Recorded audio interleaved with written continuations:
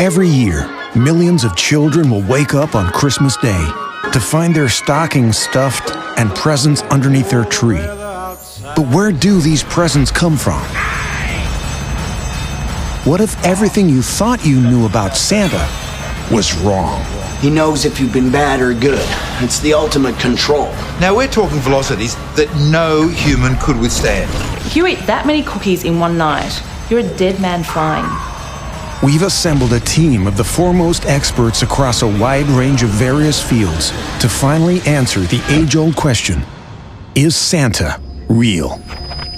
This whole Santa Claus idea is completely economically unsustainable. Economist Gavin Meyer has dedicated his life to the business of making money. Santa Claus is dealing in balls, Furby dolls, Apple iPods, even motor vehicles. We're talking about everything from small mass-produced toys to high-end luxury products, and everything in between. As a business model, that makes zero sense. To sustain that degree of vertical integration would be impossible, not to mention highly illegal. For intellectual property lawyer Davina Shade, the issue is personal. Yeah, I'll never forget it. I opened up my present from Santa and there was this equestrian Barbie in its original packaging. I didn't realise it then, but Barbie's a registered trademark. So it can't be distributed or manufactured by anyone but Mattel. So something doesn't add up. One of my clients is DHL, world's leading logistics company. They can deliver something from one point of the globe to another within 48 hours. Santa Claus, delivering millions of products across the globe for 300 years, smashing those numbers. So why isn't the CEO of every logistics company an elf? Scientist Dr. Karl Kruszelnicki doubts not only the existence of elves, but also the presence of any North Pole workshop. It would have to be the world's largest and most advanced manufacturing plant ever built, and in the harshest, most unforgiving conditions known to humanity. We spent 2 months up there on an expedition in '92. It's unbearable. It freezes your face off.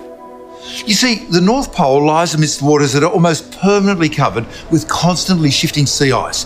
So even if you could somehow manage to build a facility at the North Pole, by the time you finished it, it wouldn't be there anymore.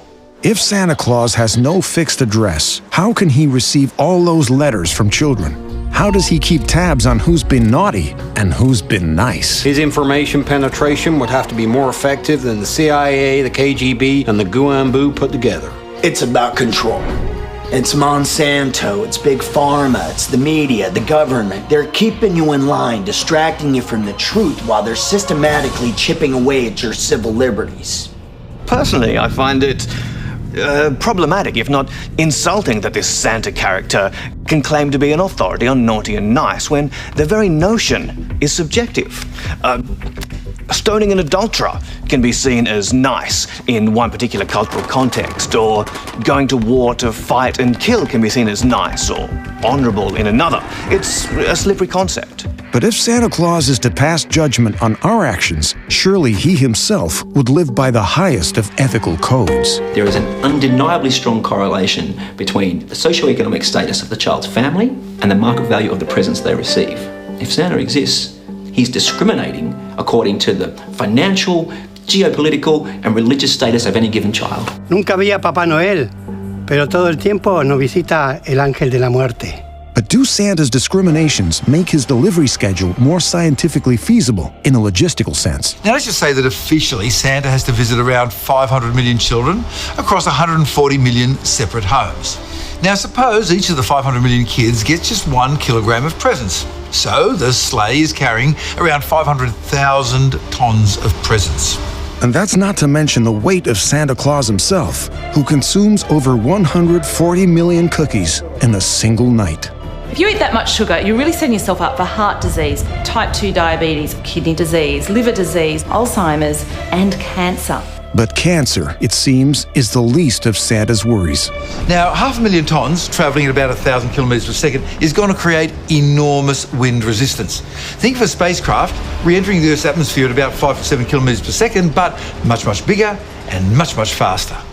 If someone's travelling 30,000 times the speed of sound through my area of jurisdiction, my three-dimensional world, I'm fucked. Each second, the lead pair of reindeer would have to dissipate about 15 quintillion joules of energy. This enormous amount of power would make the lead reindeer burst into flames immediately, as well as vaporise the entire reindeer team within a few thousand or millionths of a second. So our jolly 100-kilogram Santa would be thrown forward with the equivalent weight of some 10 million tonnes. That would turn him into a thin red layer of protoplasm that would then be destroyed by the expanding shockwave. The sonic booms, they would deafen everyone within hundreds of kilometres.